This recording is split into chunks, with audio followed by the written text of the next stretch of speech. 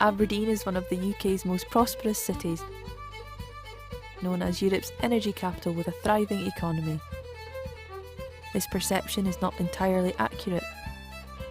The Scottish Index of Multiple Deprivation identifies that there are parts of the city with high levels of poverty and people who are experiencing low educational attainment, bad health, high unemployment and a poor quality of life.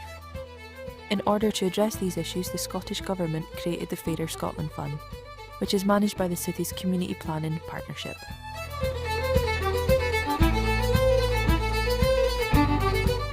Over the years, Aberdeen has had a history of strong community involvement in regeneration programmes.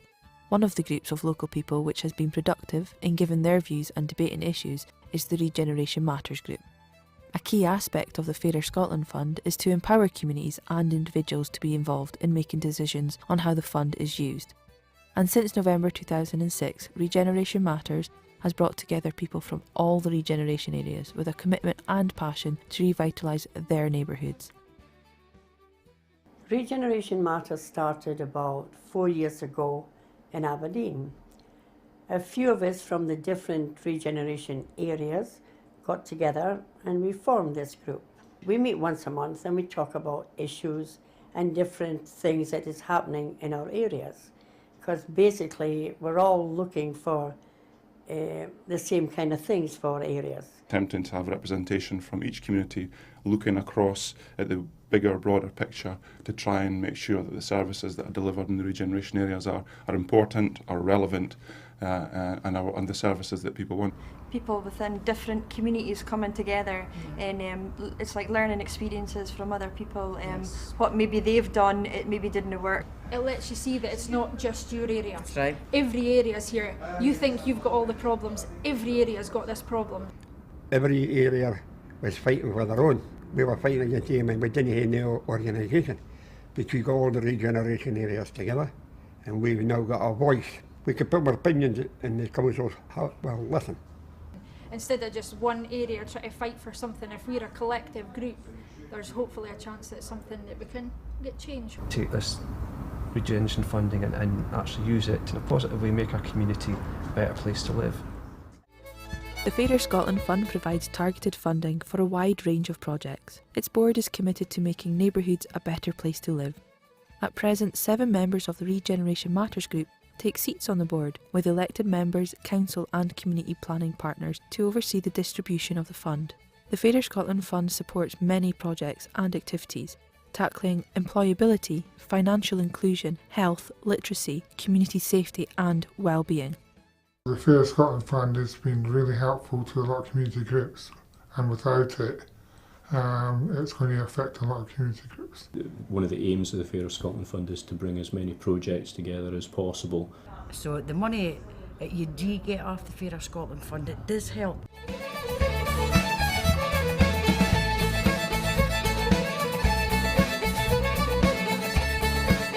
The main purpose of Pathways is to help people find work.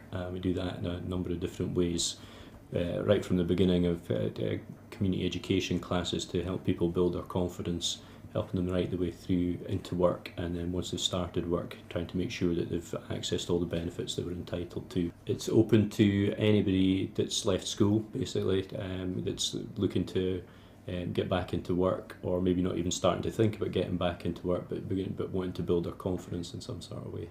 Pathways goes into the flat and they help them with CVs, help them to try and find jobs. The Fairer Scotland Fund is our sole source of funding at the moment, so without the Fairer Scotland Fund there would be no Pathways.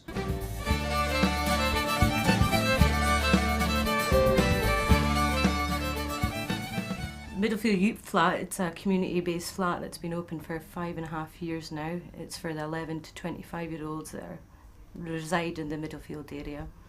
It provides a safe environment, somewhere warm for them to come. The youth flat's about getting the youngsters involved in various different things that we provide at the youth flat, with internet access, etc., and gets them off the streets and gives them a bit of positive feedback from us. I suppose the main impact is getting the kids off the street. That's originally what the youth flat was open for. There was a lot of trouble in the area 6 years ago with a lot of youths in the area causing trouble on the street. It was then decided by the Middlefield Committee that these guys needed somewhere to go. Normally I'd be outside, like being bored, but this place is like so cool. Like you've got lots to do. It keeps us off the streets. We don't get into trouble. More people should get involved because like then they won't be like all out like crazy in trouble. They'll be like all good in here. It's basically made me who I am today. I get along with everyone. I don't drink much. I help people who are in trouble.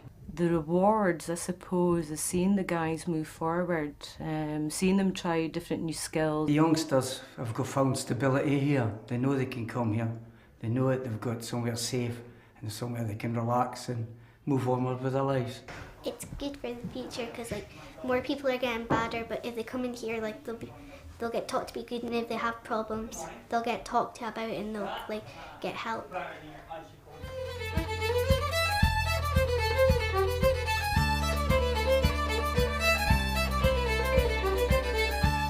The credit union is for everyone, from the cradle to the grave. So anybody can join. If you're living or working in a specific area of Aberdeen City, you're eligible for membership. It's savings and loans, and it's for people really that can't get bank loans or they've no bank account, they can't get credit. Since I've been in post as a full-time development worker, I think the funding that we've received has been amazing because it has helped us to achieve payroll deduction for the employees of the council. We've been able to get into the schools. We now have 3 collection points within the local primary schools. We're also looking at partnership working. We're working with the housing associations, and we might be able to pretty soon have a plastic credit union prepayment card. Things break down in the home, and I think the first new suite I got was a loan from the credit union. It was the first new suite I ever had. It's handy for other things as well, not just holidays. We're getting quite a lot of people coming in for help with buying a car or car repairs, and young parents, first-time homes, you know, that we can give them help. Thanks to the Fairer Scotland funding, we're going to be able to take debit card payments online as well. So we're trying to increase at the credit union the methods in which way people can actually access their accounts to pay in and actually withdraw their money.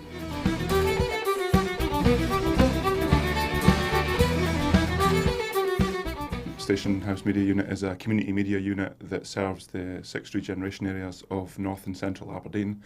Our main purpose is twofold. One is to support the community to own platforms for media. We also support the community to train to populate those platforms with lots of content. There was a course what was being offered by the college, and it was based in Shmoo, which was quite handy because it was in the community, so we were able to just basically get picked up at home. There was childcare provided, and it was something that I wouldn't have been able to do if it was actually in the college. Before I wasn't going to school, I didn't have an education. I was getting bullied a lot. Suicide was like I went doing Suicide Road. Started to come to Shmoo, do my songs, getting out of the house. I used to wear a hat and scarf and just didn't have no confidence at all because of the bullies. But Shmoo's made me more an open person, more happier, bubbly person, confident. The organisation Shmoo itself is built as a community development organisation, so we have volunteers who are active in the project who are on the board here. One of our sort of wants and desires is that we can get information, valid information and local information and relevant information out to the listeners within our catchment areas. Communities that I've had involvement with, they would basically, they have the same problems, but they wouldn't communicate. And I noticed as well that Shmoo totally broke down those barriers. It got people talking to each other and swapping advice and giving tips and things like that. It gave people a voice to say, look, you know, we're going through all this and this is what we want. So organisations like the council, Scottish Executive, and had to listen to us then. So that was really, really beneficial to like everybody in the community. Local people want the opportunity to shape their future and need to know that their views are being heard and that the communities with the greatest needs continue benefiting from this funding. I suppose if we didn't get the funding, then it's losing the voices within the community as well. And also, if we didn't get the funding for like the young people, there could be an increase in antisocial behaviour again, and and stuff. I mean, you're just never sure. We haven't been there yet, but yeah, it probably would have a bad impact within our community. Due to funding, I suppose no one really knows what the future is going to hold. Ideally, we'd love funding to continue, but I suppose this is what a lot of communities are facing at the moment, not knowing what the future is going to hold.